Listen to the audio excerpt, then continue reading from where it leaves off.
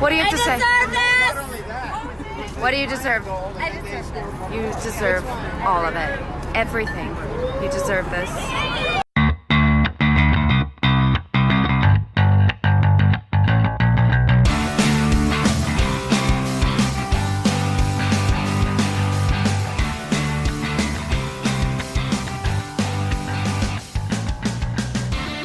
Hello and welcome to the latest edition of Get Up the Yard on Donegal MC Resorts, and we're back after a long old summer. We have a brand new PM, we've had a Women's World Cup, and loads of other stuff has happened in the meantime. I'm joined this week by Luxie and Sean. Gentlemen, I would ask you how your summer was, but I don't really care. But what I do care about is, Luxie, is why is it that you hate women's football, women in football, the American national women's soccer team, or whatever you want to call it, and Megan Rapinoe? Sorry for women's football. Why do you hate women's football? I want to know. Over to you, Luxie. Hang on. How did you pronounce her surname? All fucking summer. How did you pronounce her surname? Rapinoe. Oh, I thought you said Rapinoe. Sorry. Freudian slip there. See? None of those things that you just said are factually correct, Donny. I watched a bit of the World Cup just as I don't know. I've never properly watched women's football. I've never had access to a lot of women's football. No, I didn't. It's not because I'm sexist. It's just I prefer watching Manchester United and Ireland who play in the men's game. You're telling me that watching women's football is worse than watching Man United right now? Oh dear. Oh, here we go. No, I'm just saying. I'm neutral. I'm totally neutral on this. I'm just saying. Yeah, this. I did watch the World Cup final. I'm lying. I didn't watch all of it. I watched maybe about half an hour of it, and the actual standard was decent enough, which was not surprising. Is it of a standard that I feel equates to equal pay, as was stated by Megan Rapinoe, who in herself is a fantastic athlete, a fantastic captain. The American team at the World Cup were absolutely brilliant. As an athlete, she's unreproachable. It's just as a personality, I think she isn't quite for me. Is what I'll say for now. Well, there you go. That's you just wrap up the podcast. Luxie, so we might go home now. How do you lads feel about her? Well, actually, we won't talk about Rapinoe yet. We'll get to that, which I was supposed to do, but Luxie's kind of spoiled the ending there a bit. I want to talk about the Women's World Cup. Now, you said you didn't watch much of it. Not really, no. I was kind of taking a break from football during the summer anyway, and the Women's World Cup wasn't enough for me to want to watch every single match. Sure, I don't watch every single match of the men's game either. That's more due to I'm not able to, but the desire is still there. No, I just prefer men's football. Fair enough. Sean, you're obviously our football connoisseur. Did you watch any of the women's? Yes, yeah. I didn't, no, but equal opportunities. I didn't watch any of the men's either. So, there you go. Got so much. I didn't watch any of the women's football actually this summer. Not because I noticed obviously BBC had a massive campaign showing. I think RT showed it in Ireland, but they had this massive ad campaigns on BBC 3 and 4 and all that. And I noticed, because I'm on Twitter quite a lot with my other projects, I have to be on that to get latest news and stuff. I noticed, a lot of people were split on it, and a lot of people were in favour of it. Some people did question, why is my taxpayers' money going on the Women's World Cup and all this kind of stuff. But I didn't watch any of it myself, not because I don't like women's football or whatever, but probably like what you said. Do you like women's football though, Donny? I watched some of the last World Cup 4 years ago. I remember England were in it, and they got to the semi-finals. And I actually remember, because it was a massive heat wave. It was actually the hottest day ever, which was surpassed this year, and it was horrible. I had the little dog beside me, and I thought we were gonna lose him. Actually, it was that hot. But I only kind of watched it. I think I only watched the semi-finals of it, really, because there was a bit of interest with England in it over here, because there wasn't a lot else going on. I wouldn't sit down. I wouldn't go out of my way to watch women's football unless Ireland was playing and I had access to it. I'd watch it, as I have previously. So I think we got to the final of a European Championship back a few years ago against Spain, and I would watch it for that. But you know, you're not going to get a lot of coverage of Irish football here in the UK, unfortunately, and even online. So no, but see, like you said, look, see, I mean, there's only so much football you can watch. Like you watch a whole year of it. You know, I go to the Ireland matches home and away, and I'm watching Liverpool on the telly, and you kind of want to break from it, and then you got football coming up, and sure, even I wouldn't even watch all of the men's World Cup. You know, if Ireland was involved, I'd watch it. You know, and a couple of like some big games during the World Cup, but I you know, I wouldn't watch all the games either, and I just thought the women's football, nothing against women's football, it just wasn't really. Ireland weren't in it. Why would I watch it? You know, but I did notice. You know, I did notice online though. There was very. Some of it was very militant online. It was very like arsey online with it. So somebody would show. Obviously, when you have so much football in a condensed space of time, you know, like over a month period or thereabouts, you're gonna have mistakes. You're gonna have goals. You're gonna have. You know, you're going to have howlers, you're going to have all this stuff. And there was people like sharing, there was a video clip of, I think, South Korea, and they took a corner. One of the female members took a corner, and it didn't reach the goal, and it went out. And I saw this, and I thought this was hilarious. No, but it wasn't. Look at women. Oh, look at her there trying to hit the ball. Oh, God love her. It wasn't like that. It was, oh my God, that's just hilarious. If that was a bloke doing that, I would find that equally as funny, you know. But it was like, oh, if that was, and then you would see other clips where you'd see a bit of skill for the Women's World Cup, and they were saying, oh, well, why isn't this getting shared? If that was, you know, if that was somebody not reaching the goal from a corner or a mistake, could be all over the place. And I just felt it very sort of arsey and sort of like, if you're not with us, you're against us kind of vibe with the Women's World Cup. Yeah, which is unnecessary. Yeah. If someone expresses a disinterest in something, they're allowed to without it having to equate to sexism or any type of misogyny towards anything that a woman might be seen to be good at. If you don't like something, it doesn't mean that you're sexist or that you're racist or that you're anything other than someone who isn't interested in something. It's your human right. And as far as I know, the Women's World Cup was very successful. Yeah. And the women's game has improved, but it still has a long way to go, I think, for the general masses to have a proper and sustained, and I think the important word is sustained, because events like the Women's World Cup they're unique, like they're once every 4 years, but in between World Cups, what do you actually hear about the women's game on a greater scale or on a greater platform? Not much.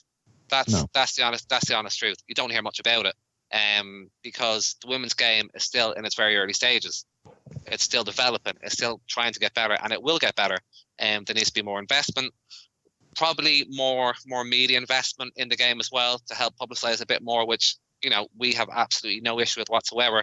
But just from a sporting interest, like we're all, and Sean maybe to a lesser extent, but we all have, as men, as most men do, a very keen interest in sports, and it ranges from all types of sports. Yeah. Like, why would I spend my time watching a sport that isn't of a standard that would sustain my interest in it over the course of 90 minutes or an hour and a half, or however long the game is? I mean, put it this way: if Fleetwood was playing Macclesfield Town on Sky Sports and you nothing to do, you wouldn't switch it on, would you?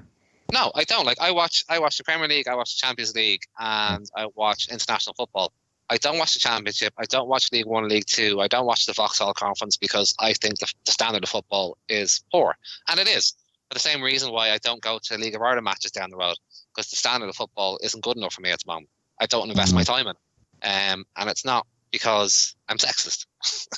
No. I think that's what people have to understand here. I mean, listen, I think it's fantastic that, you know, women's football has come on leaps and bounds. I've watched World Cups from years gone by. Women's football, they used to be on BBC 4, and it just, I remember watching a game with Argentina getting hammered by Norway, and it was literally because the goalkeeper was tiny. in the goal. And the Norwegian women were quite tall, and I think they were the world champions at the time before America sort of kind of wrestled that away from them. And it was just a case of like, they just kept lobbing her, and it finished like 14-0 or whatever.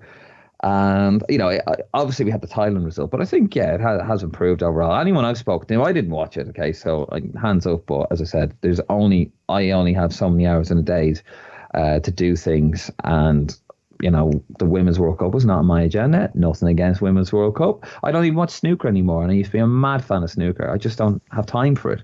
And from anyone I've spoken to, yourself included, I know Frank as well, and a few other lads, they've actually said that it has improved, and you're right. It will get better. Obviously now more people are into it. It gets more people playing sport and gets them out of their houses and from the PlayStations or doing podcasts or whatever, and out on the road playing football. I think that's brilliant, and I think that's fantastic. So yeah, more power to them. But yeah, I just didn't like. I was reading one article, and it was like, here's to Fred or something like that. It was don't know her name, but she wrote it. And here's to the guy who doesn't want to watch it, just isn't interested. And I thought she was going for not the guy that, I'm not watching it because I'm not watching women's football. It was just somebody who's just not interested, like myself or yourself, Luxie or Sean over there. And I thought, okay, yeah, she gets me. That this is me she's talking about. And then I realized she was being sarcastic. And I was like, what? And I thought, she's like, oh, yeah, the only reason why you're not interested is because, you're part of the problem and all this kind of stuff. Like, what the hell is wrong with people? Even in saying that, part of the problem, I just think it's completely disingenuous to assert that to any male, just because you aren't seen to be propping up or progressing a cause which they view the women's game to be, that you have an opinion or an issue with women just because you don't support or you're not interested in a particular aspect of an activity that women do. There's no intellectual link between the two, and to have that put against you, I think is completely unfair. Or that's put against any man, I think is completely unfair. It is sexist. It is actually. Ironically, it is sexist. I don't think it helps either. Now, and I just want to say, just for fairness, right? I do have to balance it up. I did see comments, and there are people out there that were saying, "Oh, what a load of rubbish! I don't like women's football." You are sexist and do have a problem with women. Oh yeah, absolutely. They are around. Absolutely, unbelievably so. And my eyes have, especially over the last few months, it was just areas I've worked in and speaking to people, and I've realised some the appalling behaviour of men towards women, towards friends of mine and colleagues of mine, and they've sort of, as I've got to know them, they've opened up to me about, and it is appalling, and that is a major issue. But not every man that doesn't want to watch the Women's World Cup is not interested, and it doesn't mean that they don't appreciate what's happening with women's football and women's involvement even in the men's game. I can't think of her name off the top of my head, but the Super Cup with between Liverpool and Chelsea is actually going to be refereed by a woman. I think it's fantastic, and actually she has an all-female team as well, and also a female assistant referee as well from Ireland, which is absolutely fantastic news. I don't see the problem with that. Some people won't be happy with that, but but I would assume those people are intellectually challenged. There's no reason why, absolutely no reason why a woman cannot perform the job as a referee. No. Absolutely none.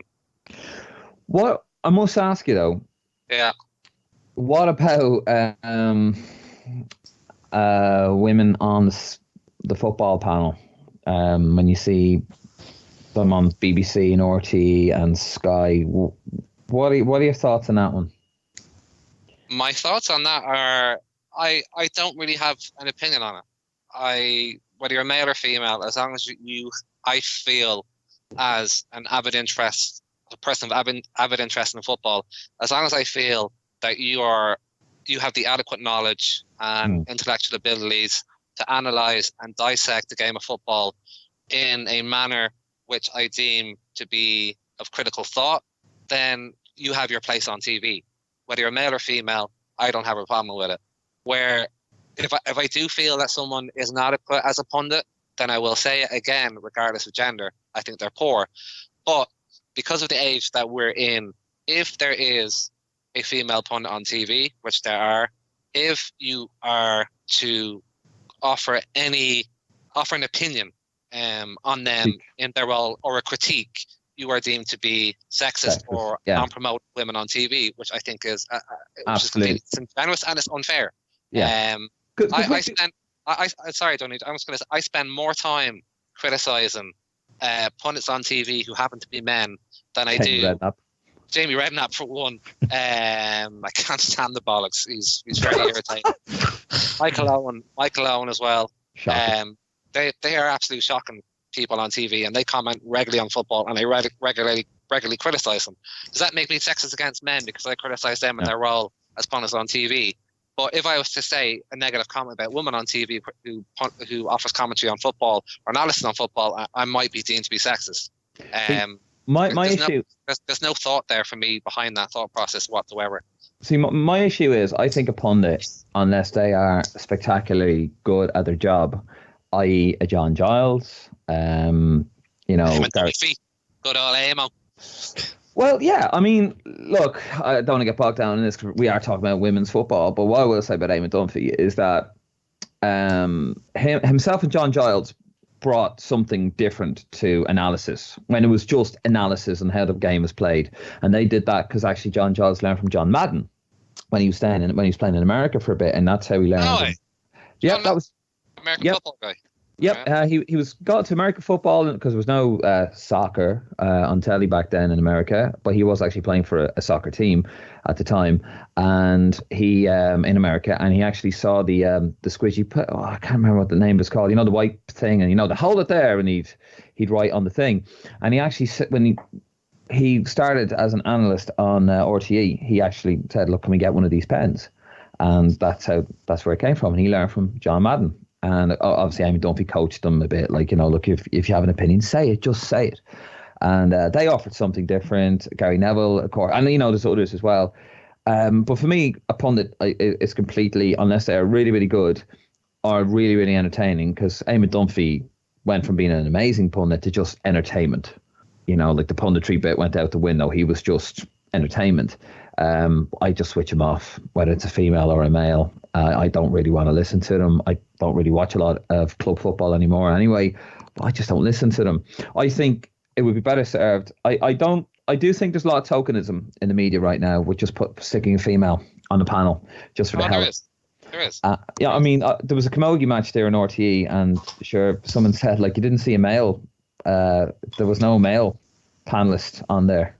Now, you'd argue, well, camogie is the female version of hurling, unless I'm very, very much mistaken. But, why not have a male panelist on there as well? I mean, it doesn't have both ways. It was the same thing when the BBC were covering the World Cup during the summer. There was one night, I think most nights, there was a male comment on the game. I think it was Dion Dublin did a lot of the coverage, but there was one night where there were 3 female analysts, and I think was it Gabby Logan that did the... Probably. Was it her? Yeah. Actually, she's a very good TV presenter. But yeah, she's brilliant. Yeah. I can't remember who it was, but when I was on Twitter, I saw a tweet, and apparently this was a woman that said, "How is this not highlighted as being sexist? There's not one male on the panel discussing the women's game of football." And someone came back in fairness and said, "Well, every other night, Dion Dublin's on the panel." But there's inconsistencies from that perspective that. We need to be seen to be more for women in all aspects of society. And I think in the Western world we are. Yeah. We are, and that's what irks me and did irk me when I see someone like Megan Rapinoe on TV talking about politics. And as I said, as an athlete, she's irreproachable. Yeah. We don't have Bob the Builder on national TV talking about Donald Trump and women's rights and social rights. We'll social issues. We'll get to her in a second. But I just want to, wrap up on the women's game. But yeah, to me, it does smack of tokenism. And I can't think of the lady's name off Sky Sports. That sounds like Jamie Redknapp, but heaven forbid you say anything against her. I think it's better served. As I said, I don't care if I have a female commentator. I don't care if I have a female presenter. I don't care if I have a female referee. I do think if we're going for pundits, I do think we should actually get journalists on the panel who watch match after match after match after match because it is their job. And for that, I would have zero qualms with, let's say, Sarah Winterburn from Football 365. Yeah, she's very good, actually. She's very astute. Really good. A really good bit of her stuff. Yeah, and there's another female that works for them. I cannot think of the name. I know I'm not doing it justice. That's my sexism coming out because I can't remember the names. I do apologise, but I don't go on Football 365 as I used to. I used to go on it religiously every day. I don't anymore. And I wouldn't have an issue with them talking about the men's game because they are experts. Well, not experts because they haven't played it, but they are an informed opinion on the game because they watch it constantly. It's their job. They have to write about it. Where if you get somebody like Kevin Phillips to just show up, probably doesn't watch match after match after match after match and then write columns on it and then cover matches for a newspaper, and they have to really, really analyze it. They just kind of sit there. It's just a talking head. And I think if you want to get into that, if you want to really just kind of draw, sort of just draw the line, just get journalists, female and male journalists of the game who watch the game, and they will give you a proper informed opinion. They may not have played it, but I mean, how many so-called experts do you have, that are useless? Michael Owen, for example, or Robbie Savage, absolutely just Jamie Redknapp, just terrible pundits. But Terry Henry. Him. He was the worst. And now we have Jose Mourinho, for Christ's sakes. I mean, there you go. Like there's money.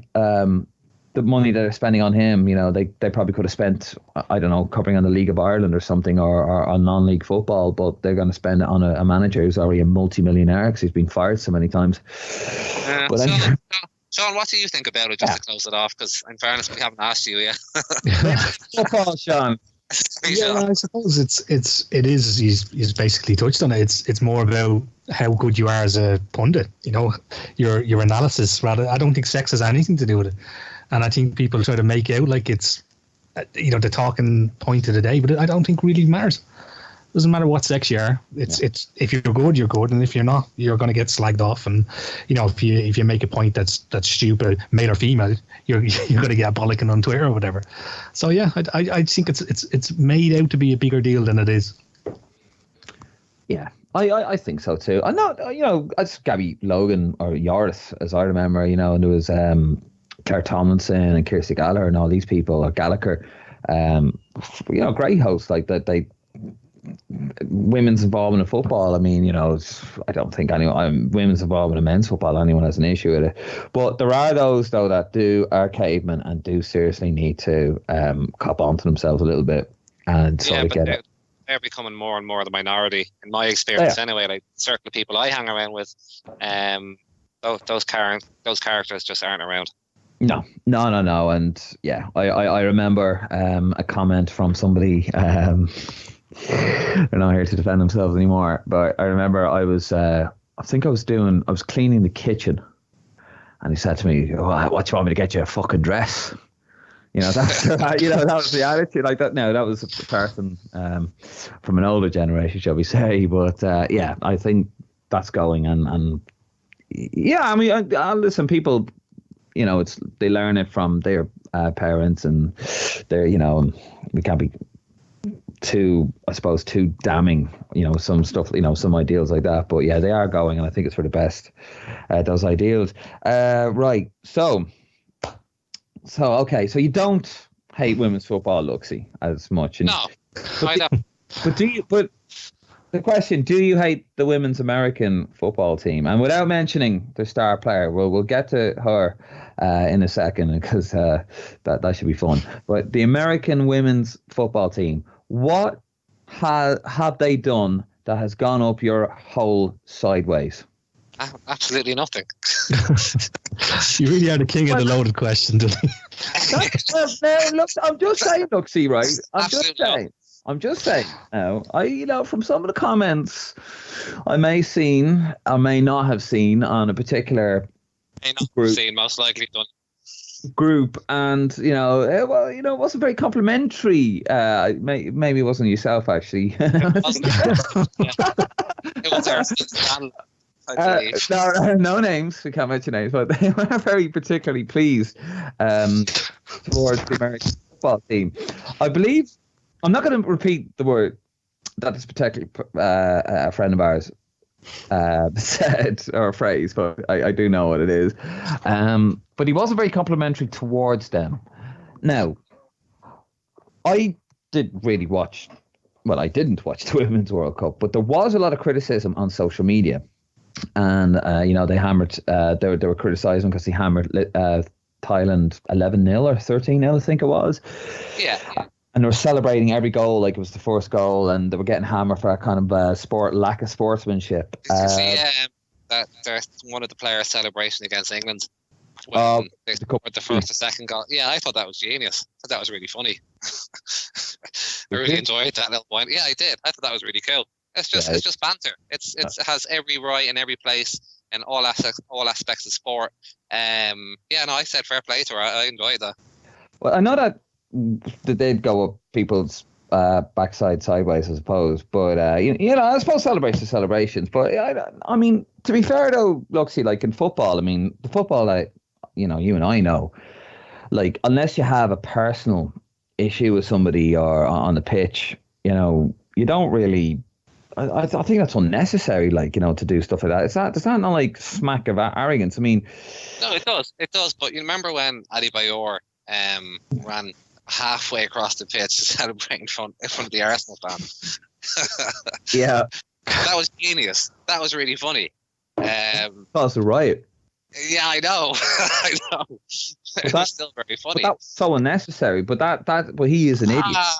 He is an idiot. But I think there's times when certain people push the issue beyond what is deemed to be necessary or reasonable.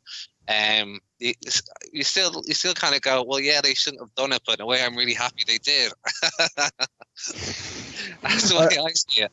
I do think there are exceptions to that rule. Of course, there are, and every case has to be dealt with in isolation. But do you remember Robbie Fowler's one? Do you remember Robbie Fowler's one against Everton when he was getting like accusations of being a smackhead and all this shout at him, and he scored a goal, and he went to you probably don't remember this, Sean, but you should check it out. And he scored a goal. I think it was in Goodison Park, or it was in Landfield. It was in front of the Everton fans, and he went up, Sean, when he scored, and he bent down. And did the whole thing with his nose and started snorting up the touchline. I think I've seen that. Yeah. that was genius because he was getting it. I suppose. Okay, yeah. I suppose with Adebayor, there is a similarity. Although the only thing is though with Adebayor, he there was a bit like he was getting taunted, but with Robbie Fowler's, he was getting abused for the whole match. He was by Arsenal fans, but with the Robbie Fowler one, that was actually in front of the Everton fans. Or like he did it where the goal, he didn't run to the other end and do it, like it was shit, but it was a fabulous celebration. It really was. It was glorious, and he got fined and suspended for it actually. But yeah, But I know what you mean. Like sometimes you like to see it. I do get that. Like if two players hate each other. And I remember John Aldridge against Portugal in '96, or for Euro '96, and he scored a goal, and he just started shouting in his Portuguese player's face, like as John Aldridge used to do. But I don't know. I mean, I think that's just Americans. That's what they tend to do, isn't it? Like they just very. It's a bit like the whole wrestling. It's tacky. Yeah, it's just like the trash talk and all this kind of stuff. But you see, I think what annoyed a lot of footballing purists is not because they're women, and I think that was another one that came out. Oh, you don't like them doing it because they're women, because if Ronaldo or something does that or thing does that, you'd be all over it. Not really, unless it's funny, I suppose. Well, there's a video, I haven't seen it myself, of the captain of the American female football team. We won't mention her name. yet. Um, You have several video. times. Okay. Yeah, there's a video of her apparently online where when the women's team are celebrating their win, which is great. They're very right to do that. But she apparently is seen saying this into the camera: "I deserve this," as she's holding the World Cup. I've seen it. Yeah. Not we deserve this. I deserve this. As in, this is her moment. She did this. It's about her. It's not about the rest of the team. If you wanna take that any other way, go ahead. But if that's what is portrayed in the video, then that's the only way I'm going to take it. And I don't think it lacks class, in my opinion. Yeah. Okay. Cat's out of the bag. What's her name, Luxie? Megan Rapinoe is her name. Rapinoe. I'd be calling her Rapinoe. So it's actually pronounced. I don't know whether you want to Rapinoe or Rapinoe. I don't know. Megan. Semantics. We'll call her Megan. Yeah, we'll call her Megan. Why not? Yeah. I mean, look, I suppose to go hand in hand, obviously the captain and the team and the attitude of it. The way I see football, right? I do believe it should be a gentleman's game, or I suppose I'm going to get fucking accused of sexism now saying gentlemen's. I'm just going to say gentlemen's game. I can't win. These are everywhere, aren't they? Like all the, it should be a respectful game. Okay, it's you kick. You can't kick lumps out of each other. Well, maybe not in top level football anymore, but it's a physical battle. You make contact. You try not to injure the other person on purpose, unless your name is Roy Keane, and you respect each other. The ball's there to be won. It's physical. You play it as honestly as you can. Although that's sort of gone out the window in recent decades, and you win. And if you win, you do it respectfully. If you are superior to the other side, as if in like Manchester City, and you're funded by a country, and you're playing a team that is just barely surviving, they're on a shoestring budget because that's just the way it is.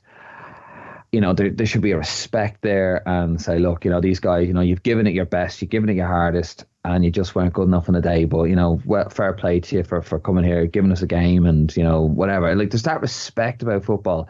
I don't ask you a question there, Donny. Okay. And this goes to you as well, Sean. Go on, then. I was reading an article about Megan Rapinoe, and the article, they interviewed a psychologist on sociology, and she made a comment along the lines of women today are expected to be demure, modest, not arrogant, not show flash displays of confidence. Therefore, that's why, or it could be perceived as to why so many men were turned off by such a young, confident woman celebrating her victory or the team's victory in the World Cup. That kind of goes against what you were saying, that you feel, and I would tend to agree with you, by the way, that if you do achieve greatness in sport or greatness in any discipline, be humble and be respectful. Yeah. And that kind of goes against how we celebrate the World Cup with our teammates, kind of celebrate by herself by saying that into the camera anyway. But do you think she as a woman women have the right to be brash, to be confident, and to be, a larger than life character as men have been and are on TV? Is it fair to criticize her on that point, or does it take away from the actual issue that we aren't allowed to criticize or critique someone irrespective of their gender? I do think there is a little bit of her excusing her bad behavior there and making excuses for it. I also would tend to believe that she has come across people who would actually prove her point of what she's saying, but minority, and maybe she's taken that experience maybe earlier. I don't know a lot about Megan. We'll just call her Megan. We can't agree how her surname's pronounced, but I've read about her. She's come from adversity in her life. I think her brother's a recovering drug addict, didn't come from the best of upbringings and all that stuff. And I think people who come from that sort of background, by the way, and become a global superstar should be applauded, as should Megan Rapinoe or Rapinoe. Should be applauded, absolutely. But then you have someone like Messi, who's come from a humble background. You've got someone like Ronaldo, who's come from a humble background. Now, Ronaldo, you know, somebody said to me, you won't like this terminology, but many, many years ago said to me, Ronaldo's a bit like the Michael Jackson, as my friend said to me, of football. And he just said, like, he's strange, he's odd, he'll, you know, although his behavior now has been replicated because, you know, he is the finished article. But when he was young, and he was still making his name, he was still climbing up through the ranks and through, you know, his legacy. You know, people are going, Jesus, this guy. But he was banging goals in, week out. And, you know, but his behavior would be very strange. He'd be very outlandish with his haircuts and all this kind of stuff. Yet again, this is stuff that now has been replicated. So it's treated as the norm. But at the time, it wasn't. So, yeah, I do think there is with her. I know I'm going through the weeds a bit. Well, with her, she is trying to excuse her poor behavior through, you know, bad experiences maybe that she's had in minority. Because obviously she probably has experienced that. And there are people out there, and I know there are. But no, I think for the majority of people, no, I don't expect women to be like, you know, place in the kitchen or, you know, honor or obey or this sort of like, you shouldn't be confident, you're a woman. I love confidence in women and men. I love confidence in people, you know. So no, I don't think overall her argument is correct. Not with the way things are in 2019, especially. I think at the moment it's a great time to be a woman, actually, and it's going to get better, which is great. You know, I think we should all celebrate that. I mean, you look at WWE. That's my point. That's my intrinsic point about Megan Rapinoe is that she has gone on. She's given a national platform to discuss issues that I don't feel that she's firstly qualified to do so because she's a sports person. I don't feel any sports person is qualified to offer any opinions or any critique. She's not. She doesn't strike me.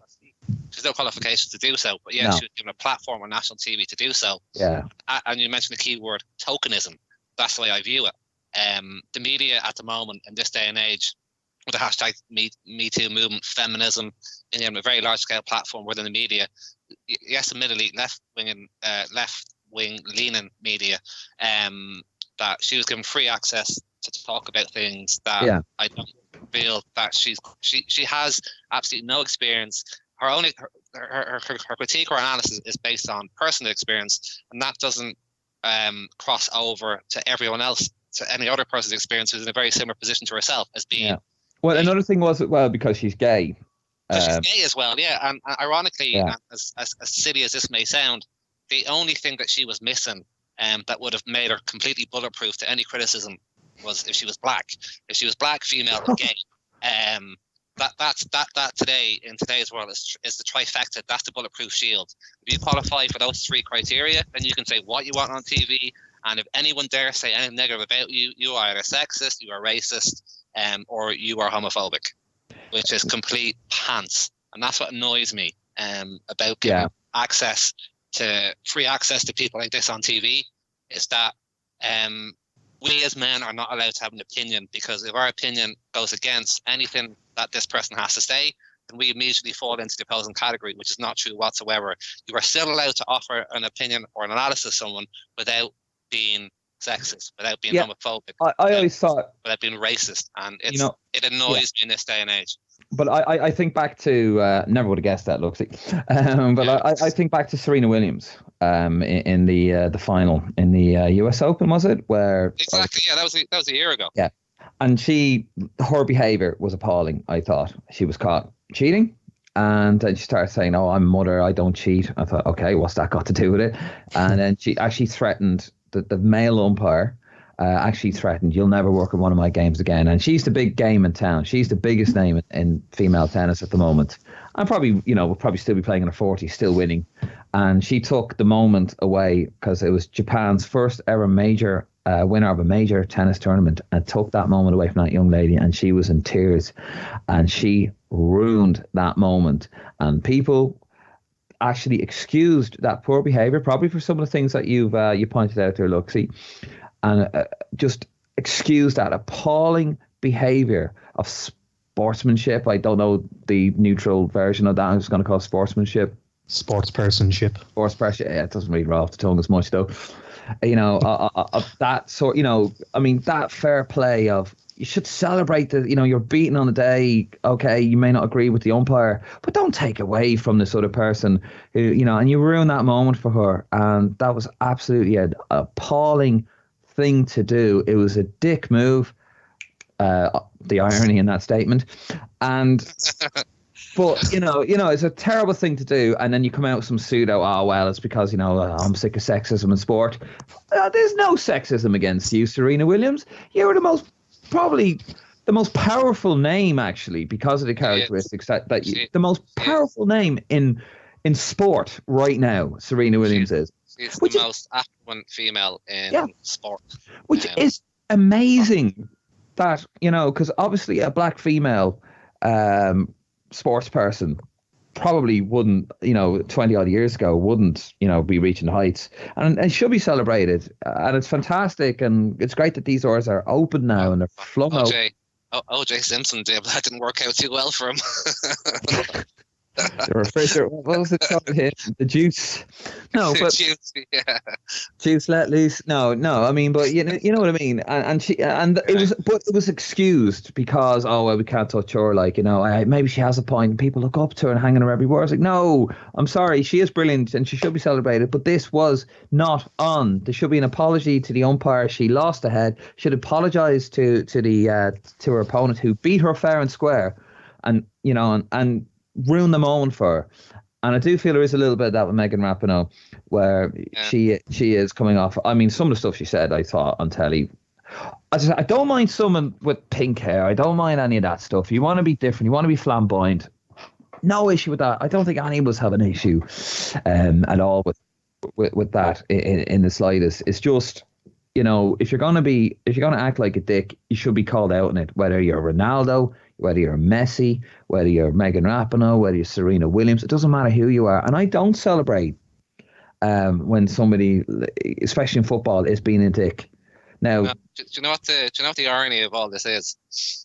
I was actually watching the documentary Pope, Man of His Word on Thursday night. Very good documentary, actually. But he said a very important thing that applies exactly to this, is that he said,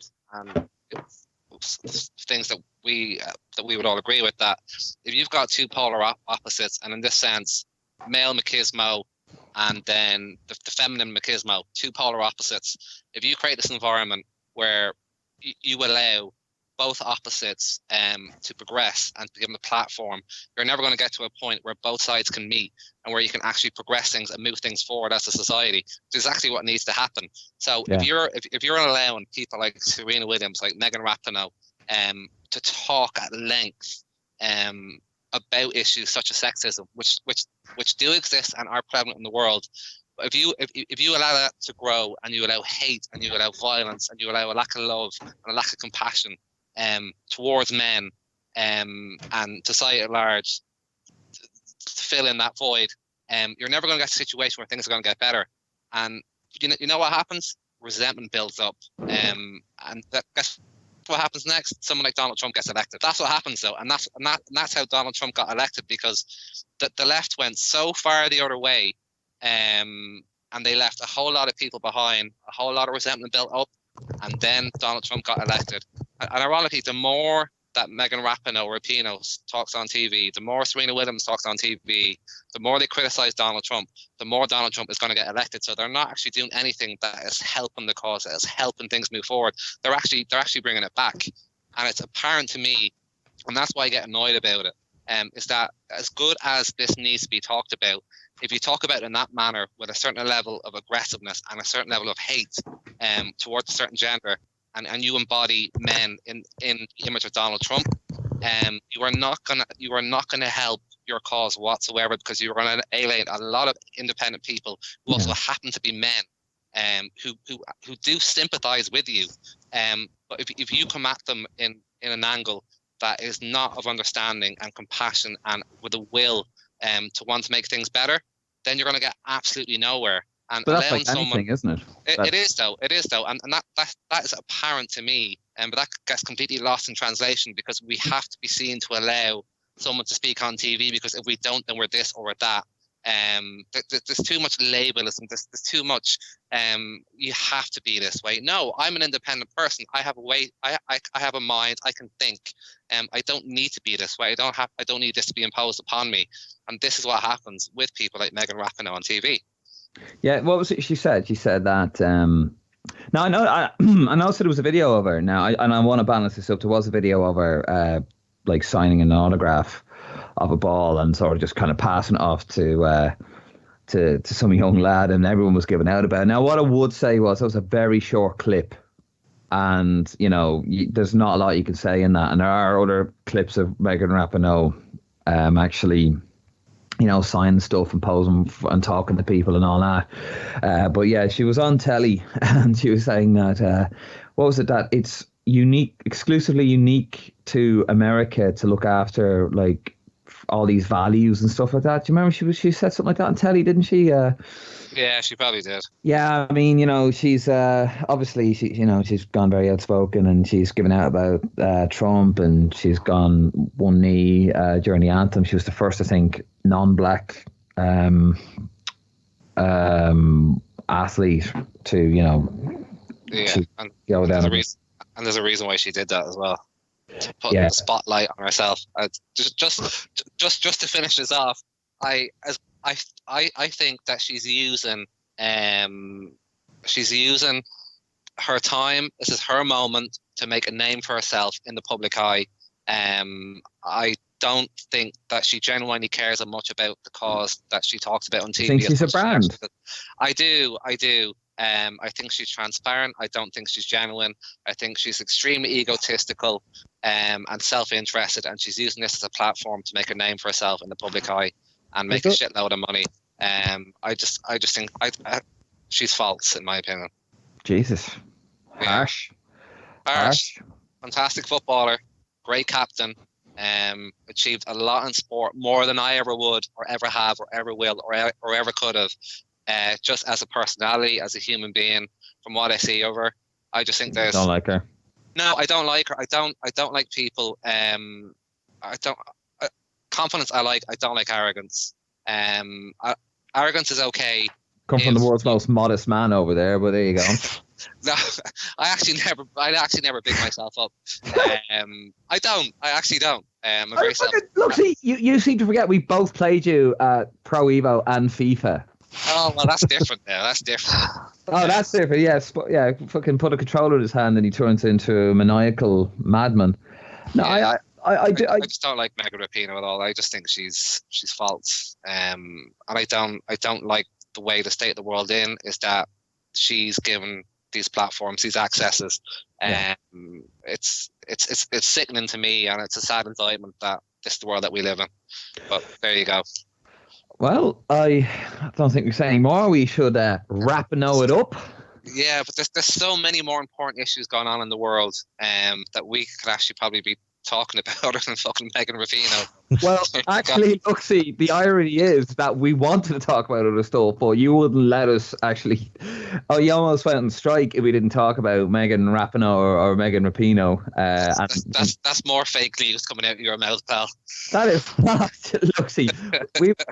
But yeah, you were dying to talk about her. But I think we've had a good discussion about it there, and hopefully we've tried to be as fair and balanced with it as much as we can. It's not going to come across that way.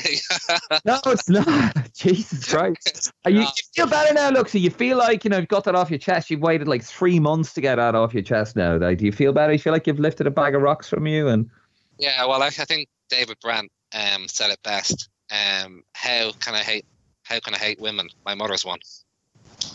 Jeez. There you go. Class act. That's it up for me. Okie dokie. Right. Well, we're going to leave it there. Thanks for coming along this week, lads. We will catch you guys again and gals listening to our podcast. Please follow us on Facebook. You got getuptheyard.com. You can follow us on Twitter and all other social media outlets. Thank you very much, and we'll catch you next time.